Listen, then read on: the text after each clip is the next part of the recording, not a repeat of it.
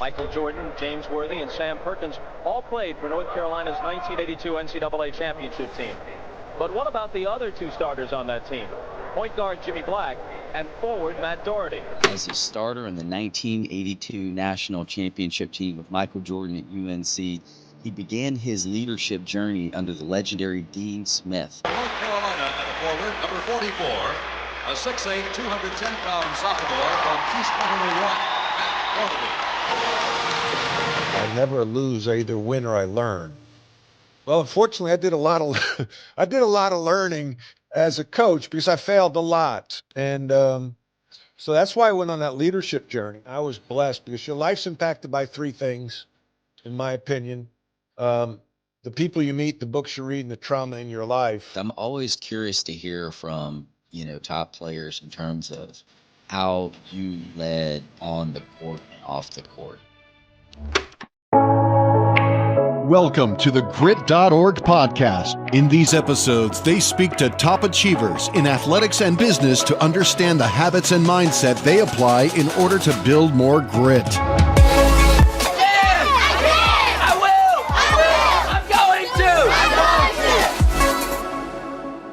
Welcome to today's episode of the Grit.org podcast. I'm your host, Brian Harbin, and today we're here with Matt Doherty, and excited about him as being our guest today. First off, wanted to thank our sponsor, escrow.com, the premier online safe and secure third-party company for handling domain transactions. So thank you, escrow.com.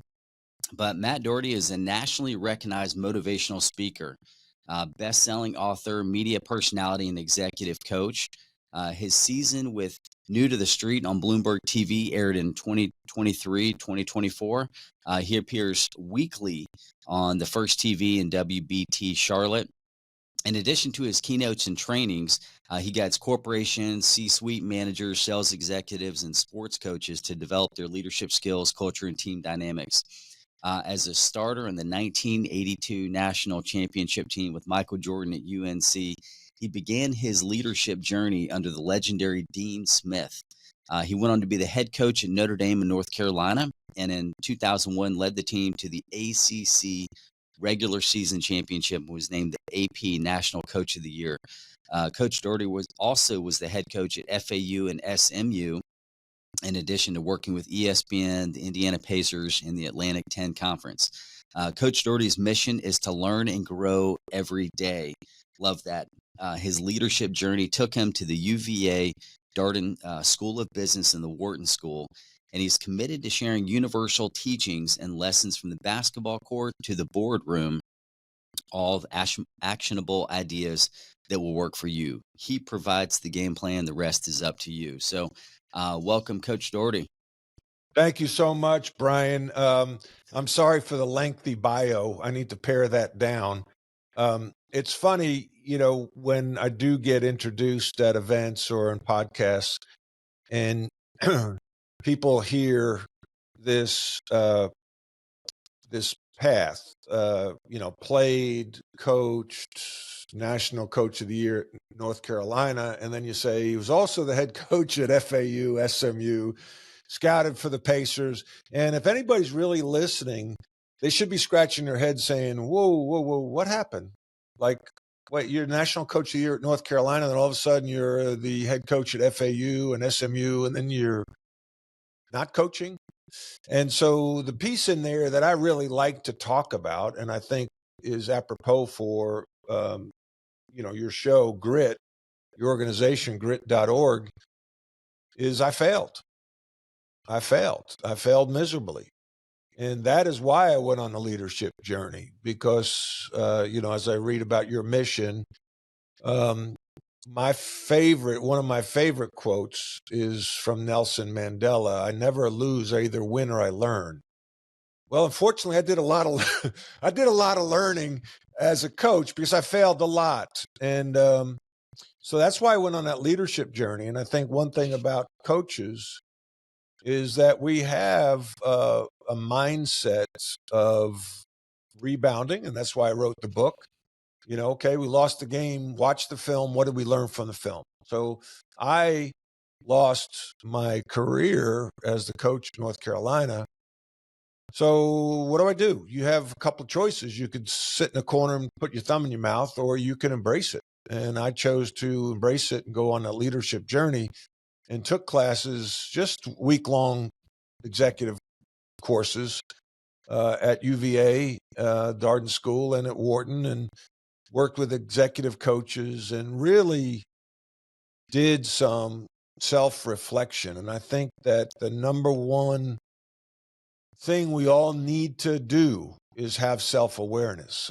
Talk about the 6 No's of leadership, KNOWS, and in my book, The Rebound. Yeah. The number one no is know yourself, because if you don't know yourself, you can't lead others. And so I went on that leadership journey, and I remember working with an executive coach, and she gave me the Myers-Briggs assessment. I'm an assessment junkie. DISC, Culture Index, Predictive Index, you name it, I've taken it, Enneagram. And yeah, so she gave me the results. I walked into her office about 2 months after I lost my job at North Carolina, and I was beaten down. And she gave me the results and said, of the Myers-Briggs, saying that I'm an ENTJ. And I joked to myself that I've been called a lot of 4-letter words before, but never an ENTJ. And then she explained that ENTJ, what it was, and that only 2% of the population were ENTJs. So I sat up in my chair and I thought, you know what? North Carolina fired an elite coach because I'm 2%. I'm 98th percentile. And she shook her head. She I didn't even say a word. She shook her head and she said, "You don't get it." She says, that means that 98% of the population don't think like you think. Right. And that was a real aha moment for Giving me, you some Brian, perspective. in terms of self-awareness. Yeah. Well, listen, I definitely want to get into that for sure. I did want to back up a little bit and kind of talk about, so I know you grew up in East Meadow, New York. Tell us about parents, siblings, any kind of, keystone principles for you growing up as a young man. Yeah, it was family and faith, really. Grew up Irish Catholic, Mary Doherty, rosary beads under a pillow, Walter Doherty, guy from Brooklyn, big, strong athlete, owned a Pepsi route, drove a truck every day for 25 years, probably up in the morning at 5, out the door by 6, all kinds of weather. 3 older sisters, younger brother, Catholic grammar school, altar boy, Catholic high school, and have a younger brother, John. And I think what was all around me was there was love and competition. That's kind of weird, right? It almost sounds like polar opposite, but the love in the family. But we competed. I mean, my sisters were competitive. My brother was competitive. My mother was competitive. And then playing ball in the park. My dad introduced me. He was a minor league baseball player. So baseball, where I grew up, was the first sport we all played street hockey. And then basketball. He introduced me to basketball in 4th grade, signed me up for Gus Alfieri's All-American camp, bought me a jock at Nescott Drugs. And as he was handing me the jock in the car, he said, when a coach is correcting you, don't say, I know. Just listen. 4th grade. That's good We were advice, sitting in right? a green Galaxy 500. I remember it like it was yesterday. And just being coachable, listen. And I was blessed because your life's impacted by 3 things, in my opinion. The people you meet, the books you read, and the trauma in your life. And the people I met, Bob McKillop probably had the biggest influence on my basketball career, was my high school coach. And for 2 years, then Dick Zeitler, and then I played for Dean Smith. But learning at the park, and I'm working on a second book called The Park. The skills that we learned at the park and the the ethos of the park about competition and meritocracy. And if you won, you stayed on the court. If you lost, you sat. If you weren't good enough, you went to court 2. You weren't able to play on court 1. Court 1 was where the college players and the NBA and the ABA players played. And I wanted to play on court 1, and I wanted to stay on court 1. And I did what I had to do that.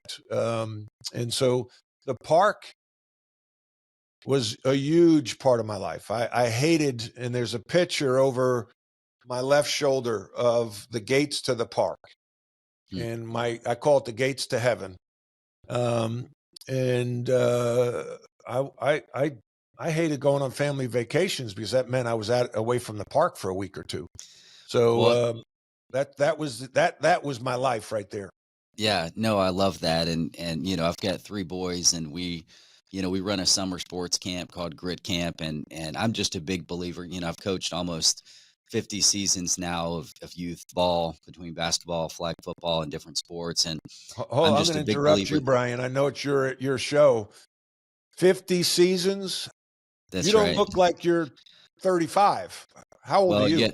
You get 3 boys, and you get 3 to 4 sports per year. So that's a lot of teams. So I'm 45, but my big thing for young men is socialization, right? It's about getting out and being amongst other boys and kids, and just learning kind of the rules of, being a good person without adults there. And I think, like you said, with that park aspect, of course you need to have good coaching and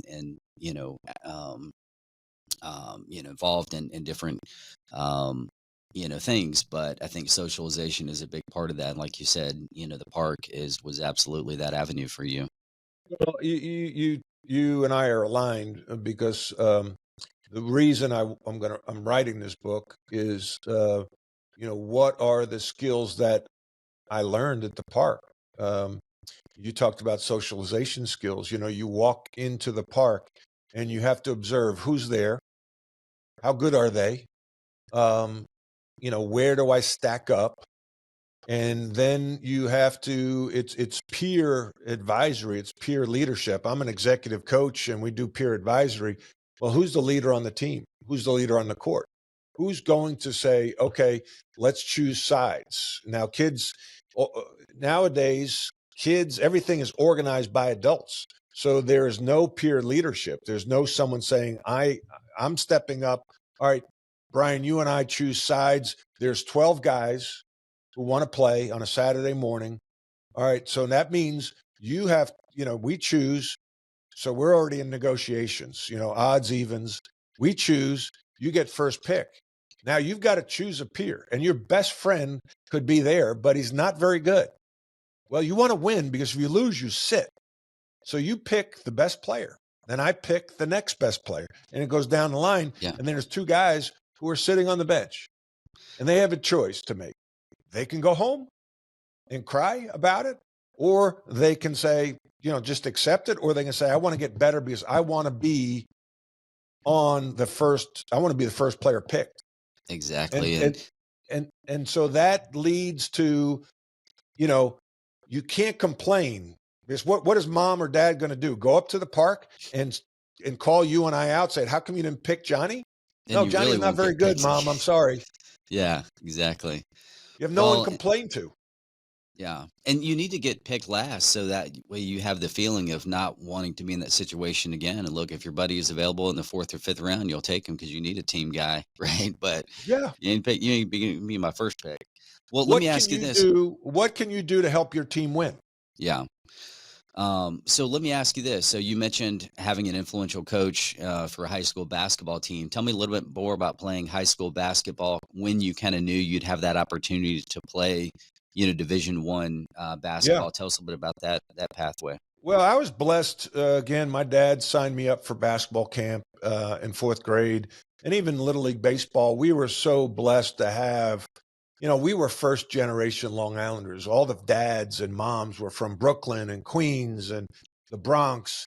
And they had this, community. It was a village, takes a village to raise a child. If Mr. Larkin said something to me, or he might go to my dad if I did something wrong. And my dad would discipline me, not be mad at Mr. Larkin. And when I say Mr. Larkin, Gene Larkin was my point guard on my 8th grade team, who ended up playing baseball at Columbia and was the only second player ever to play in the majors from Columbia, the first being Lou Gehrig. And Gene hit a game-winning had a game-winning hit in the World Series for the Minnesota Twins and won a World Series. So, you know, the things that we learned in playing basketball. So I had great coaches, Mr. Coleman, the Colbin brothers, then Bob McKillop. My freshman year, they never had a freshman play varsity. That was my goal. You know, your life's impacted by the people you meet, the books you read, and the trauma in your life. And in 6th grade, Bill Bradley, I read Bill Bradley's book, who was a great player for the Knicks, Life on the Run. And in his book, he said, if you're not working as hard as someone else, when you two meet, that person would have the advantage.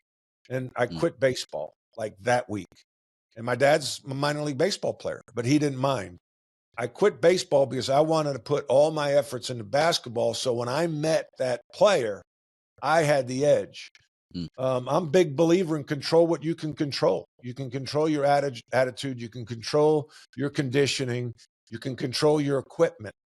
I made my players double knot their shoelaces. And at the start of practice, when we huddle up, I'd look down. If someone didn't double knot, I went over and pulled the string. And as the shoelace came undone, I had the team go on the baseline and run a little slap on the wrist sprint, because I didn't want a shoe to come undone in a game and the other team score a basket and we lose by 1. Like, control what you can control. And so I remember when the cuts were made, Bob McKillop, who became the coach at Davidson, he was Steph Curry's college coach at Davidson. He'll be in the Hall of Fame soon. So he listed players that made it in his impeccable penmanship on the locker room door. He'd say, okay, I'll announce the team tomorrow. Go look at the door.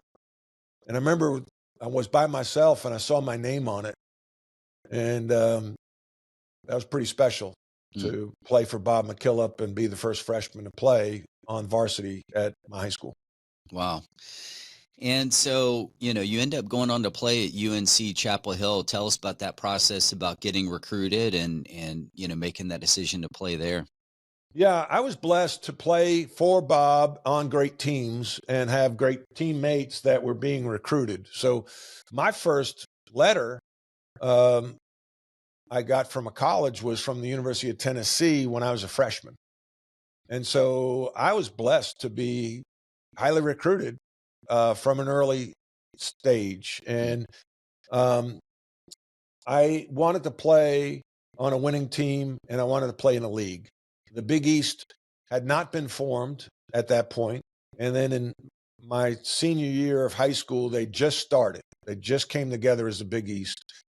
I knew schools like St. John's and Syracuse, but the ACC was the best conference at that time. And, I wanted to go to a campus, where basketball was important and I could get a good education. So I looked at basically 3 ACC schools: Duke, Virginia, North Carolina, and then Notre Dame. As an Irish Catholic kid from Holy Trinity High School in New York, that made sense. But it ultimately came down to, and I talked about this a lot, you've got to recruit to your culture. And you've got to explain your core values and the behaviors that you accept in your recruiting process. And that will reduce the number of people that you can recruit. But those that stay with that really will be committed to what you're doing. And I remember Coach Smith coming to my house, Dean Smith, and basically telling me that I'd be lucky to play by the time I'm a junior. That we play team ball, the seniors are important. And I remember leaning in and I said to myself, I'll show you. Because, the other schools were intimating that I'd play a lot as a freshman. And so that was unique. And he had won. They'd been in the top 10 every year. He was the Olympic coach in 1976. And I felt that his style of play would be a fit with mine. Fit is so important. I wasn't a great athlete. I knew that. And that's going back to knowing yourself. But I knew that he would appreciate me for what I could bring to the team because I was a smart player. I did know how to play, and I was skilled at 6'7". So tell us about how you had to evolve as a player and a person going from, high school player to now playing in, what's soon to be the best, team in the nation. Yeah. What were some things you had to develop, as a college student? I'm sure humility was one, right? Well, you always have to keep that in check because when you're a starter at the University of North Carolina on a national championship team, there's some doors that open to you that aren't open to other people. So you've got to know, am I walking through the right door, right? And that's discernment, and that's wisdom. And, that's, character, your upbringing. And so, but my transition, this may sound odd, it wasn't that difficult. Players are bigger, stronger, faster, quicker. But I played on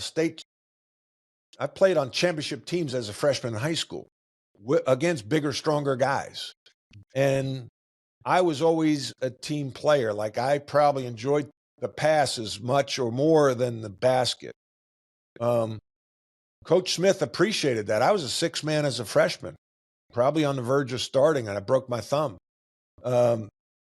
And I played major minutes in big games. So I did that as a freshman too in high school. So, that transition wasn't that big. My practices in high school for Bob McKillop and Dick Seidler were intense. And they really wanted us to do the little things well, rebound, box out, remember the plays. Same things with Coach Smith. And so the transition and the intensity, people would talk about, what's it like playing at Cameron Indoor Stadium or at Reynolds Coliseum at NC State? And I'd say, it's kind of like playing at St. Agnes. We had an intense rival with St. Agnes. That's where Billy Donovan went to high school, the coach of the Bulls. There was going to be a fight in the stands before the game or during the game. Place held probably 400 people, and it was packed. They had to pay off the fire marshal, I'm sure, to allow people into that place. So I played in those intense battles. It was just now more people are watching, and it was on TV. So, tell us some memorable moments, anything that stood out from that national championship year for you, any breakthrough moments, any, low points that you kind of push through and persevere, anything that stands out? Yeah, I think one that just comes to mind, we were playing NC State in the ACC tournament in the semis, I think it was. And Jim Valvano was the coach, and they played a triangle and two a lot of the times, and they wanted to really guard Sam Perkins, James Worthy, Michael Jordan. That's good strategy. And leave me and Jimmy Black open because we were not as gifted in scoring the ball as those other three players. So I remember at a break, a dead ball, James telling me, Matt, when I get the ball, I'm going to throw it to you and you shoot. And I'm getting goosebumps talking about it because he was the best player in college basketball, and he's telling me to shoot. He's sacrificing, not forcing it because he knows that's for the best chance for us to win, and he trusts in me. And I scored 12 points in a game that was in the low 50s. So I don't know if I was the high scorer for our team, but one of the top scorers, top 2 or 3 scorers. And that faith, that belief, that was more powerful than Dean Smith telling me to shoot the ball. So that kind of leadership, emotional intelligence by James Worthy was really, really impactful to me and told me a lot about James's character and leadership. Yeah, that's incredible. And yeah, anything else working, and playing alongside James Worthy, Michael Jordan? I mean, what were some things that stood out to you that you feel like you have adopted as, then a player and then now a coach leading those type players? Yeah, I think that, and this is to Coach Smith's credit, recruited character. You recruit character. Yes, they are talented, but they were unselfish. James was our leading scorer, and he averaged like less than 16 points a game. Then Sam Perkins averaged about 14, then Michael about 13, and Jimmy and I averaged about 9, 10 points a game. Any one of those top 3 players could have scored 30 points a game. But Coach Smith recruited guys. Again, he recruited to his core values of play hard, play smart, play together. So play together. You hit the open man. You make the extra pass. And he drove that home, and it started in the recruiting process. So we had a very unselfish crew. But, as I think about that championship game against Patrick Ewing in Georgetown, we had been to the Final Four the year before and lost in the finals to Isaiah Thomas and Bob Knight's Indiana Hoosiers. And I remember the first 4 baskets, Patrick Ewing goaltended as if he was going to intimidate us.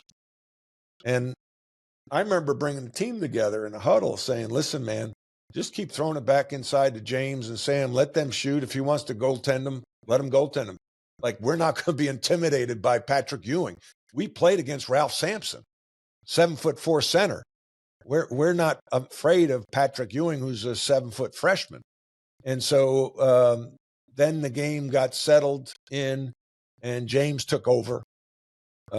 James was the man, and but it was really back and forth, tight ball game. The first game in a domed arena. The year before, the Final Four was in Philadelphia, the Spectrum, which probably sat 18,000. So I was blessed my first 2 years. I'm playing a national championship game.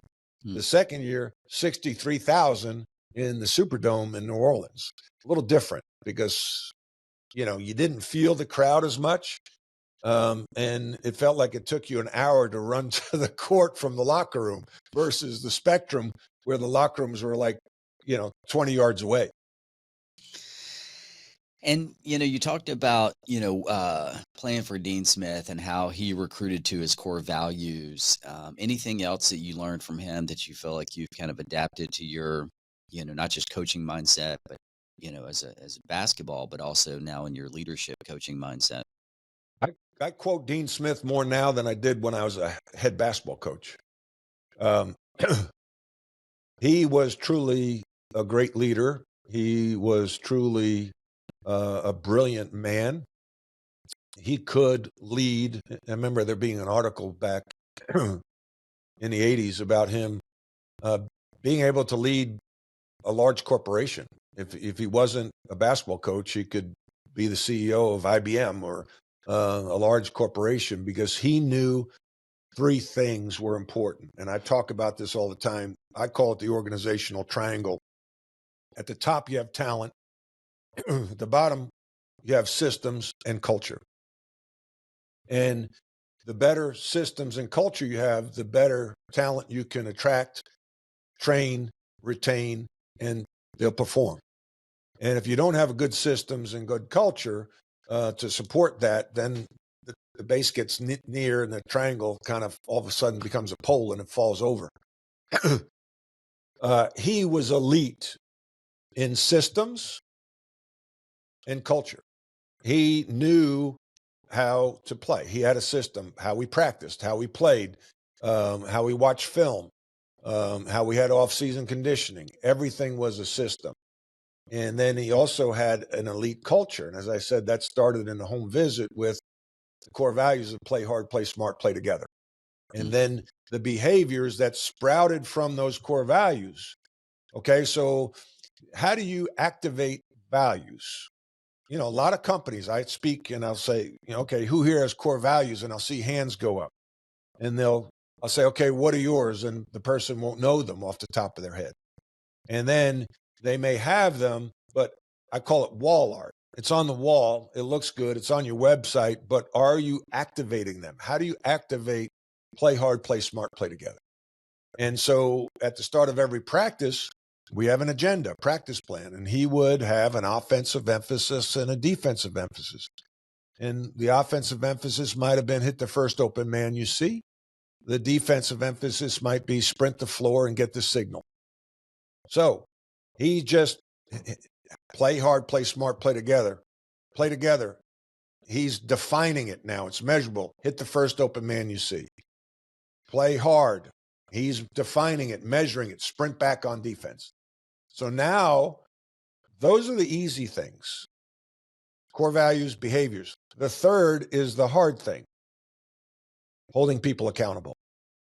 All right. Are you willing to hold people accountable? Are you willing to have crucial conversations? Because if you're not, then why even have core values and these behaviors? So everybody has a culture. It's either a default culture or it's intentionally driven. And Coach Smith intentionally drove his culture. And at the end of the day, you could have great systems and great talent, but if your culture stinks, nothing else matters. I'd rather have a great culture and average talent and average systems, because I say this, that you move the triangle from this to this, the culture is at the base, culture is king. It's the most important thing. But people don't understand it because it's like invisible. It's like a ghost. You know, I tell people, I said, where do you rather get a cup of coffee? Starbucks or Dunkin' Donuts? Oh, Starbucks. Well, the only people like to go to Dunkin' Donuts are from the Northeast, and they think the coffee's better, which is probably is. But Starbucks has a better culture. You feel better when you walk in the door because they call you by name. They welcome you. It smells good. It looks good. They look you in the eye. Those little things matter. There's an energy is kind of a way to describe it too. There's a different energy when you know you're in the presence of that culture. Let me ask you this. I'm always curious to hear from, top players in terms of how you led on the court and off the court, whether it was through your voice, through, positive affirmations, through attaboys, whether it was just strategy, whether it was just, taking a perspective like, look, you got Patrick Ewing blocking shots, and you're like, listen, we faced 7-4. We're not going to let this guy phase us, right? So how did you lead in a way that you felt made it super effective for the team? Well, I think one thing that I was, there's a lot of things I wasn't. I wasn't a good athlete. I wasn't a great shooter. I was a good shooter, not a great shooter. I wasn't a great one-on-one defender, but I was a coach on the floor, and I didn't appreciate myself as a player until I was a coach, because I realized, oh, wow, when the team's on the other end and it's an allowed arena, you want somebody on the court that can settle the team down and give them direction and organize them. You want somebody that can take the ball out with size in the late game situation, that understands where everyone should be and organize, because as a coach, you can't control everything. And so I was a coach on the floor. When things got a little haywire, I wasn't afraid, even as a freshman or sophomore, to huddle up the team and say, hey, guys, let's get a stop. Hey, guys, I remember one particular game. We were playing Missouri in Hawaii, and there was no shot clock, and we were running a motion offense, and coach really wanted us to continue to move, and we got a little stagnant. I remember taking the ball into my arm and making sure I gave that signal. That stuff, that's what I was really good at. And it doesn't sound like it's that important, but when I was a coach, I wish you need one. You don't want 5 of me, because then you would be slow and unathletic, but you'd like to have one on the floor, at least one that can direct traffic. And that's one thing that I was good at. Exactly. No, I love that. And that makes a ton of sense. So tell us about, post-graduation, how you made that decision of what to do next after UNC. Yeah. Well, a lot of times in life, decisions are made for you.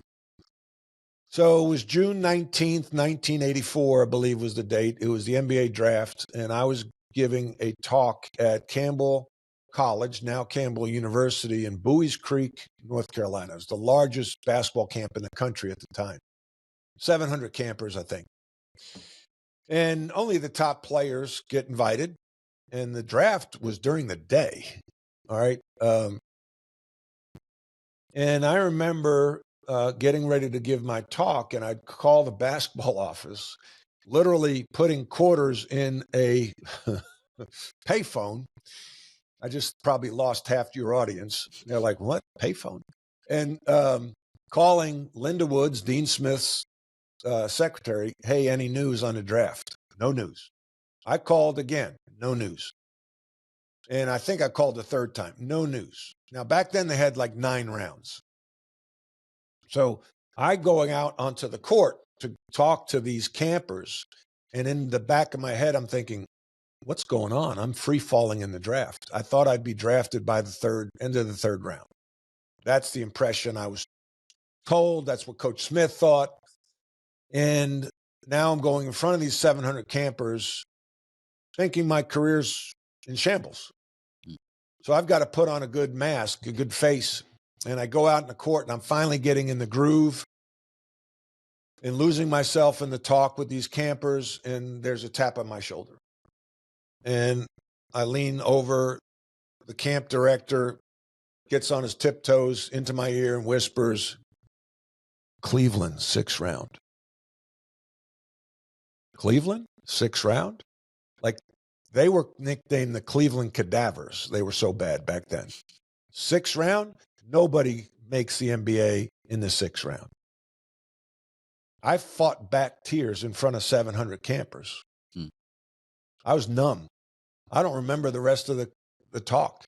I remember getting in my car, driving back about an hour to my dorm.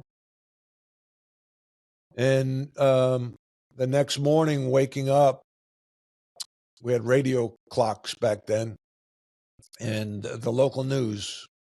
And they say they went through the AC area players drafted. And they went through these different players. And one was Rick Carlisle, drafted from Virginia, 3rd round of Celtics. And I started to cry in my bed, because that's where I was supposed to be drafted. Went to camp. I wasn't good enough, but I hurt my back during the summer and got cut. Went home. I always had a backup plan, which is maybe good, maybe bad, that I was going to work on Wall Street. And I looked at it as a divorce, like basketball. After all I put into it, I identified as a basketball player is now divorcing me. So I'm like, I don't need you. I'm out. And I said, I'm going to get rich on Wall Street. And I quickly realized I wasn't motivated by money. I started drinking heavily. And I, one morning, woke up on a porch at the beach in the Jersey Shore, and scared myself that I got a problem. And I met a counselor. She said I had the symptoms of a chronic alcoholic. And I said, so you're telling me I'm not an alcoholic? Like there's a chance? But I walked out of her office and felt dirty. And I believe the next day went to an AA meeting and was blessed in less than a couple weeks. I'd stopped drinking. And I moved. My goal was to move. I quit my job already. My goal was to move to North Carolina and get in the real estate business.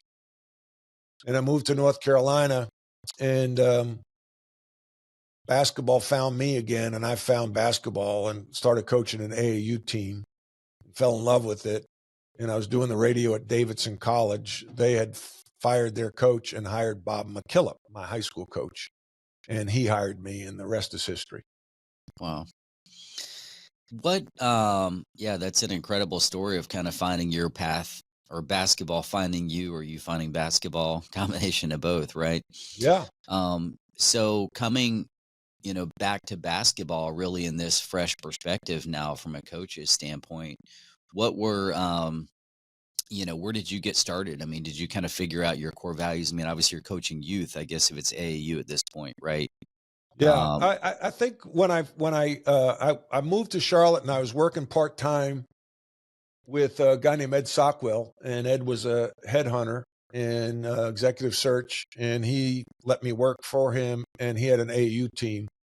And I never thought I wanted to coach, and so thought I wanted to do TV, and then I got into the coaching, and I'm like, man, this is fun. Like, I was preparing for practices. I wasn't getting paid. It was 8th grade AAU, and scouting and coaching and driving kids to and from practice.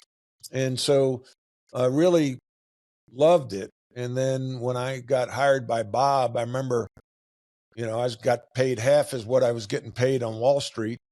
And I was working twice as much because I was passionate about it. And I think that what I try to teach young people is find your passion and try to find a job in that area, and do it before you have any financial or relational obligations, because it's a lot easier to make those moves if you're, don't have any debt, and if you're not married and have children. And once you're married and have children, you better have some money in the bank so you can make a move.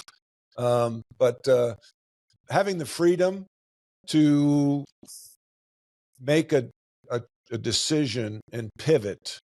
And I just recommended to my son a book that I read back then, What Color is Your Parachute? That's still, I think they updated the edition for young people to figure out what they want to do. Exactly. And I realized that, what is your purpose? Like, I challenge people all the time. What is your purpose? Well, my purpose is to teach and coach. And my mission in life is to make a positive impact on the people I meet and the groups I work with while dropping breadcrumbs to the Lord. And I think once you can figure out your purpose and your mission, all right, now that just clarifies a lot for you, and you can move forward with abandon. Yeah. So, and obviously you've had a, very decorated career as a coach, obviously going from AAU to coaching the college level, coach of the year. How did you kind of figure out, obviously you wanted to duplicate some things that you saw that you did, from Dean Smith, but you also wanted to develop into your own, character as a coach. What were some things that you feel like you did and do as a basketball coach that are kind of specific to you or important to you? Yeah, thank you. First of all, 11 years, I think it was, after I gave up drinking, I became the head coach at Notre Dame. And I say to people all the time, your life's nothing but a series of decisions and dealing with the consequences. And the decision for me to quit drinking put me in position to become the head coach at Notre Dame. Put me in position to marry my wife, Kelly, who, if I was drinking, she wouldn't have wanted any part of me. So making good decisions is all we can do. Make good choices. And the better your choices, the better your life will be. Pretty simple. I was always an independent thinker, which your biggest strength's your biggest weakness, right? My biggest strength is I'm pretty independent. I don't like being told what to do. I as a player, I could always see and had a feel and had a vision of where I wanted to go. And when I took over at Notre Dame, I had I would tell ADs, I have the blueprints to the North Carolina franchise. I can drop it down in South Bend if you want me to. It's like McDonald's, it's like Chick-fil-A. They're successful wherever they open up. And I had the blueprint. I was an assistant for Kansas for Roy Williams for 7 years. He was an assistant for Dean Smith for 10. I played for Dean Smith. I have the blueprints. I'll lay them down here. So how we practiced, how we recruited, how we played. But, I also didn't have Rasheed Wallace and Jerry Stackhouse and Vince Carter and Antoine Jameson. We had a different type of player. We weren't as athletic. So we didn't pressure as much. We ended up playing more zone, and we got good at it. We won 21 games, the most wins they had, I think, in 11 years, and won a game in the Big East tournament, first time they ever did that. So, certain things were non-negotiable with me. Control what you can control. Go to class. Show up on time. Work hard. Play hard. Play smart. Play together. Those were carried over from Dean Smith, and just we tweaked some of the things we did on the court, especially the defensive end.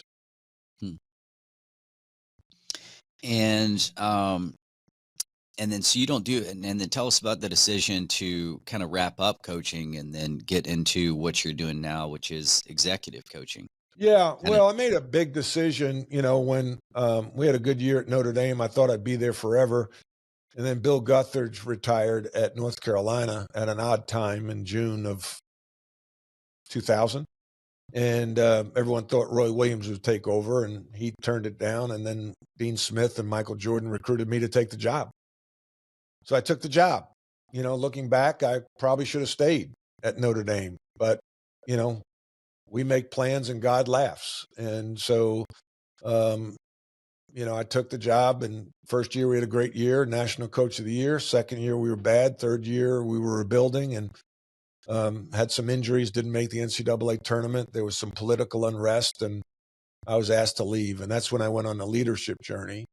I went back to coaching because I wanted to put those things that I learned as a leader into place. And I was at SMU for 6 years. And, timing is important, right? SMU wasn't ready to invest like they have invested now. Now they were in the ACC championship game in football, and they won their first ever ACC basketball game at home against Virginia. So sometimes it's timing, and sometimes, just things happen. And so I was there for 6 years, got let go, and I kind of got tired of the college game, getting fired and the recruiting. And, there was, I thought, some cheating going on in the recruiting world that I wasn't going to participate in. Now they have NIL, and the NIL stands for now it's legal. So now it'd be a different day. Would I enjoy it now? I probably wouldn't, because you're paying agents, paying players through agents, but it's cleaner, at least it was, than it was 20 years ago when players were getting paid, but it wasn't legal. Now it's somewhat legal. So I tried the NBA and just felt there was a little bit of a glass ceiling, and went back to college athletics with the Atlantic 10. That didn't work out. And finally I said, you know what? As a middle-aged white guy with gray hair, what do they value? What do people value? They value the wisdom. They value the experience. They value the knowledge. And so I wanted to go work for myself. I felt opportunities with executive coaches were influential in my life. I realized I am a teacher and a coach. And so that's why I went the route of executive coaching. And I definitely want to ask you about that. One thing to get your perspective on, I've interviewed a lot of college coaches previously, and, a lot of them really talk about it's being, all the growth that happens over the course of 4 years as a freshman getting up to a senior. Now at the transfer portal, it seems like there's going to be a lot of missed opportunities for young people to kind of develop into who they need to be. And it's kind of going where, the grass is greener mentality. Is there any thoughts on that in terms of how to overcome that in terms of the current landscape? If you're, a young college athlete, yeah, I think, from a college athlete, again, you can control what you can control. Unfortunately, the landscape now is the priorities of colleges are to recruit from other colleges, not from high schools. So how do you get in the door? It's a lot harder to get opportunities as a high school player unless you're elite, like, flag kid at Duke. How do you put yourself in position? You got to play well in front of the right coaches and be seen and send film to coaches because the recruiting windows are more narrow, but the technology is better where the video is better. So it's harder for a good player who might be D1 player, mid to low D1 player. Hard for them to get those offers. So how do you get into the system? Is it a prep school? Is it walking on? Is it, going D3?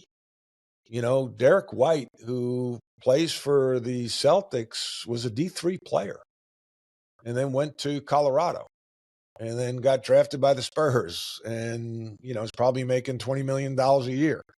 So go somewhere and play well and you'll have opportunities. The tough thing for coaches is to develop, I talked about the organizational triangle of talent, systems, and culture. It's hard to develop a systems and culture, when you have one season at a time. You don't have the continuity. You don't have those good juniors and seniors that will tell the freshmen what to do.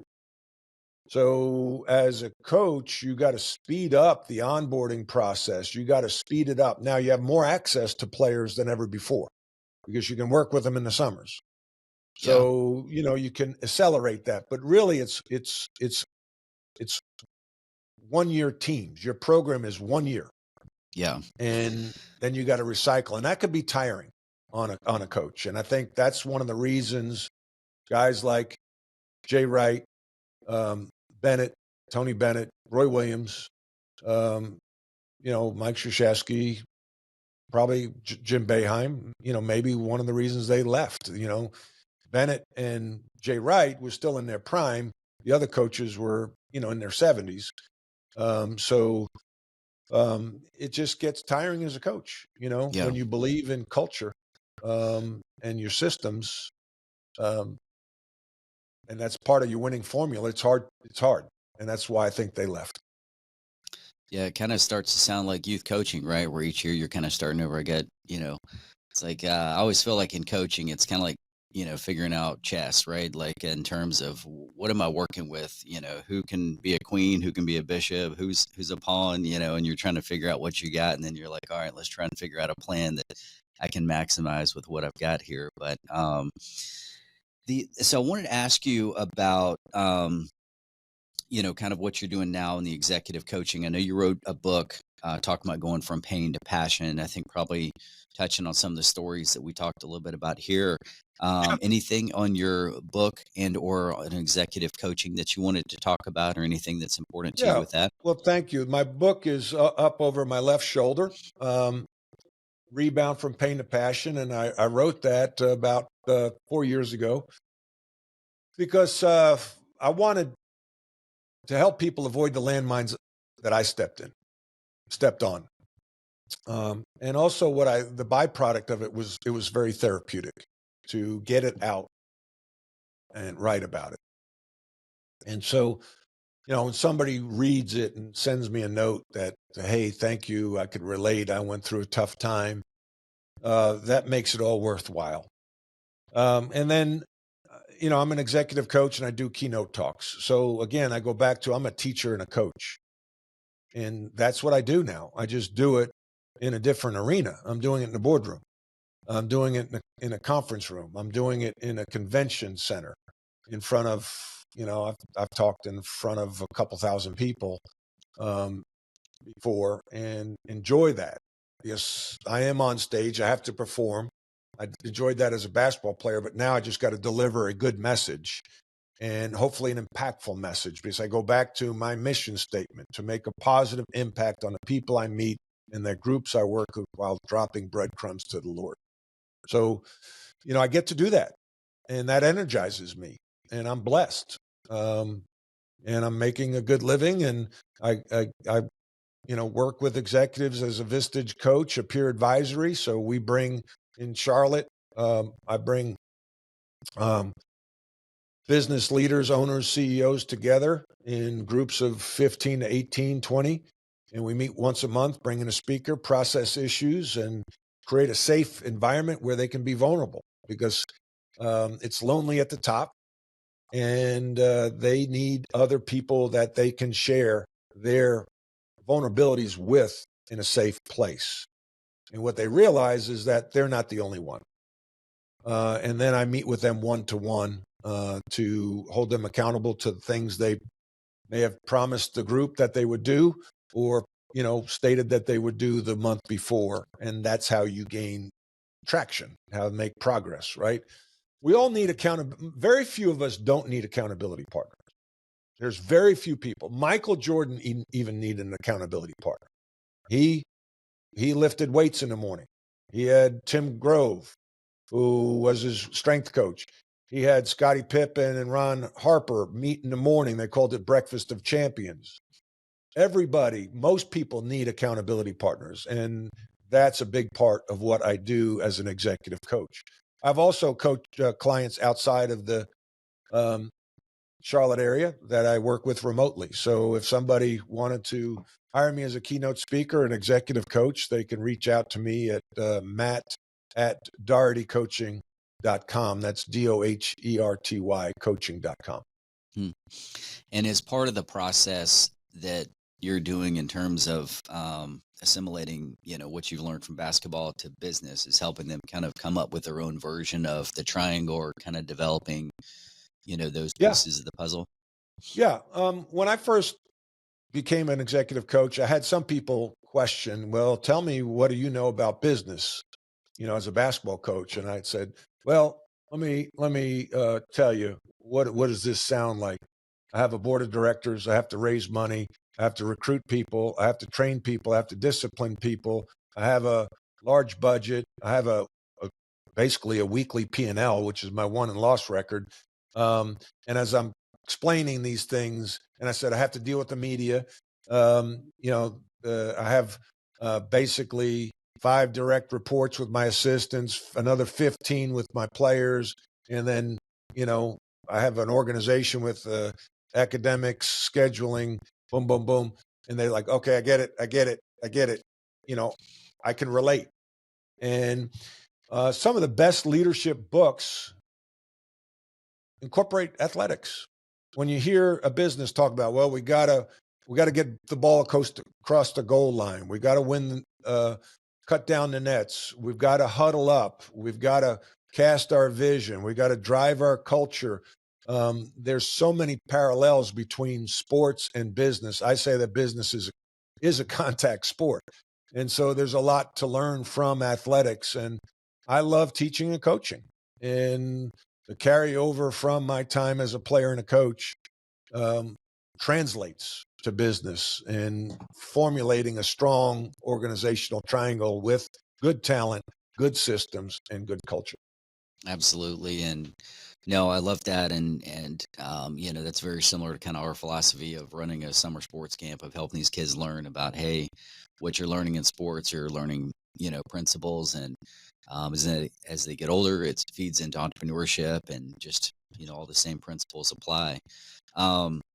And 2 questions I had for you here. One of them was, talking about the Grit Creed, talking about core principles, here at grit.org, the Grit Creed are 12 principles that we believe are a backbone of principles that kids need to bake into their lives. And we use sports as a teaching tool for that.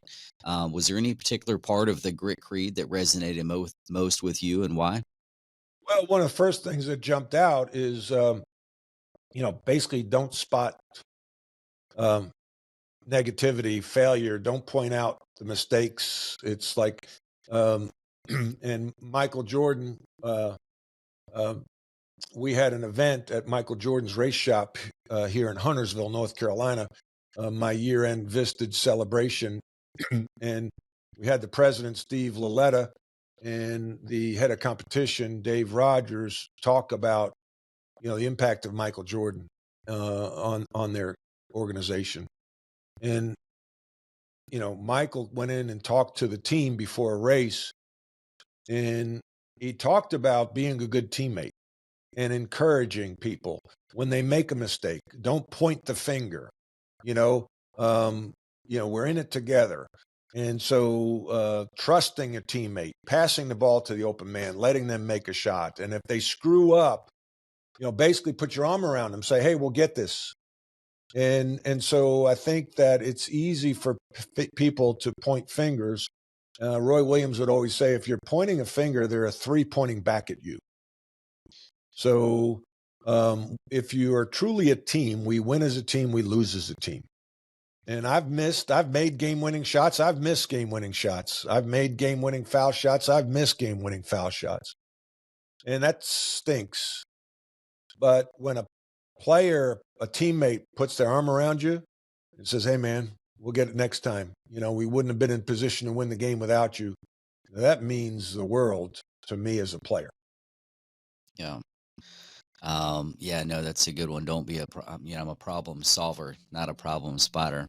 On that note too, what's your best Michael Jordan or James Worthy story? Oh, well, I think I told you the James Worthy story about him telling me to shoot the ball in the ACC tournament. And Michael Jordan's, I've had a few. I think well, I was coaching at North Carolina, and he was in town, and we connected to play golf in Durham at a place called Treyburn. And he and I and two other guys, and I'm not a great golfer, but we got the bet right. I topped one off the tee, and I said, okay, what are we going to play for? And we set the bet, and then I clipped him for $60. And when he handed me the money, I asked him if he would sign it. And he got pissed off and said no. So that's one of many good stories that I've had with Michael. Yeah, no, that's great. Having played with somebody like that on a national championship team, I mean, what a bond and brotherhood, for sure. And what an inspirational story you have, Matt. Super glad to be able to meet you here today. And I can't wait to hear about your new book. Coming from the playground, it's the park, right? And all the things that you learned from that. So looking forward to reading that. And again, just with your coaching journey and going from a player to, a successful coach, and then now working with business professionals. And so really admire and appreciate everything that you've done along your journey, and really honored to have you on the show here today. So thank you for joining us. Thank you for having me on the show, and your organization and my organization align. Keep doing what you're doing, impacting young people, and the lessons they learn through sports will serve them well for the rest of their lives. Appreciate that. Well, thanks for tuning in today at the Grit.org podcast, and we'll catch you guys next time. Have a great day.